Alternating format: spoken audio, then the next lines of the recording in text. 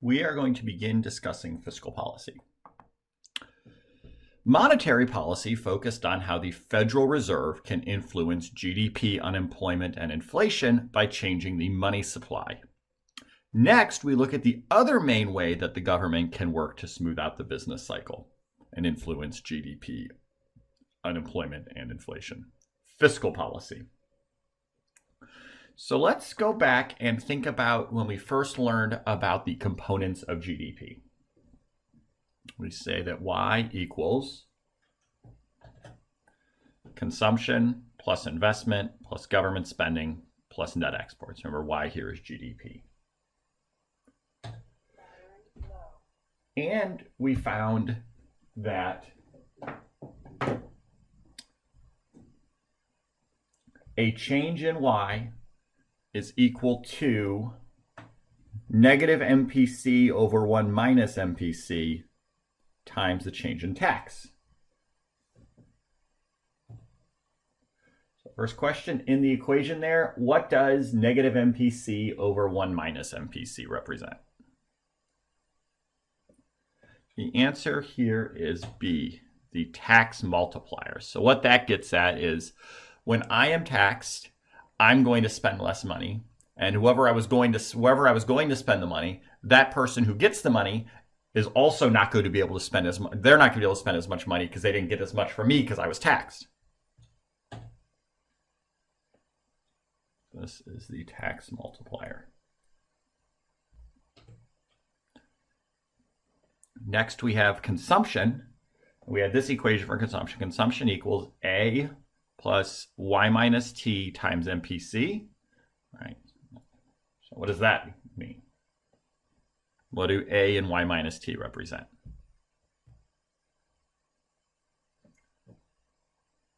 The answer here is D. A is autonomous consumption. So remember, autonomous consumption is if your income goes away completely, how much are you always going to consume? So you're going to spend some money on shelter and food. Disposable income, that's Y minus T. That's Y is your income. T is how much you pay in taxes. So you remember, everything that's left after you pay taxes is disposable income. So one of the things we see from this is that taxes and government spending affect GDP, right? So when we change taxes, that is going to change consumption. That is going to change GDP.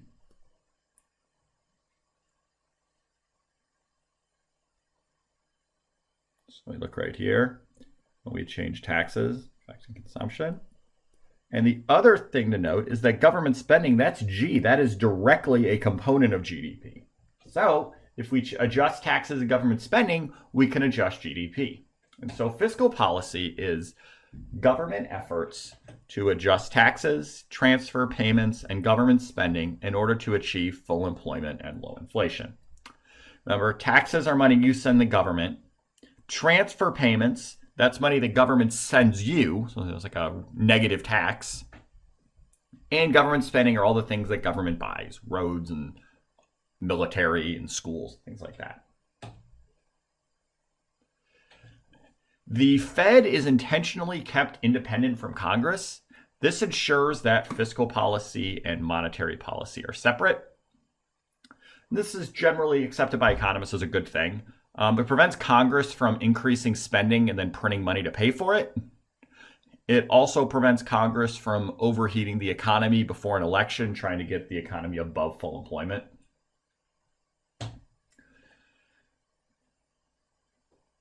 So monetary policy, how did it work? We would influence GDP by changing the money supply. Changing the money supply influences investment, which influences aggregate demand. With fiscal policy, we directly affect GDP through spending and taxes. G is a component of aggregate demand, and taxes reduce C. So remember, we've talked about the multiplier before, this idea of when you spend money, someone else is able to spend it. Well, there's also a government spending multiplier. And we are going to look at the effect of a one-time additional government spend of $10 million. And let's suppose that marginal propensity to consume is 75%.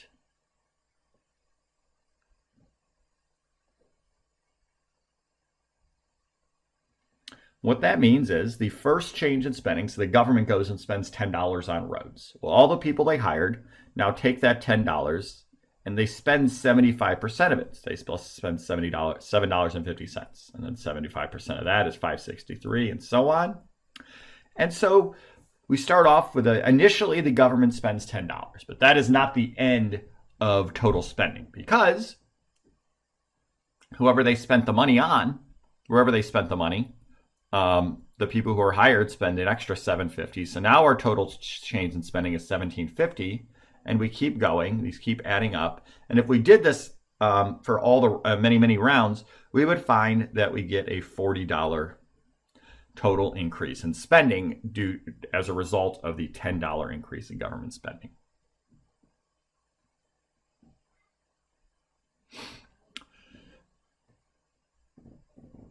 Well, there's a better way to do this. So what we would do then is we could also, without having to add all these rows, we say delta y equals delta g, which in this case was $10, plus 1 over 1 minus 0.75.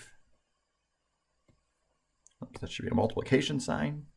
And if we do this, equals 1 over 10 times 4. So change in y is 40, which is what we get. And one of the things you could see is this looks quite similar to the expenditures multiplier. Right? For both, we have a 1 over 1 minus MPC.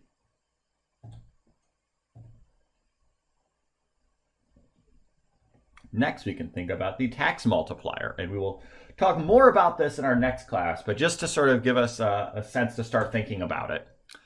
Suppose Michael Scott has his taxes increased by $10. He has a marginal propensity to consume of 75%. How does the tax affect his consumption? Answer here is A. It decreases his consumption by $7.50. Why is that? For every dollar of income, he spends 75% and saves 25%. For the $10 he loses, he would have spent $7.50 and saved $2.50. So again, if he gets $10 in income, he spends 75% and he saves 25%. And so normally we've thought about positive 10. So if he gets $10 more in income, he'll increase his spending by 75%, increase his savings by 25%. Well, this also holds if he loses 10, if he loses $10 of his income, that's 75% of that is going to be a reduction in spending, 25% is a reduction in saving. We will talk more about this in the next class.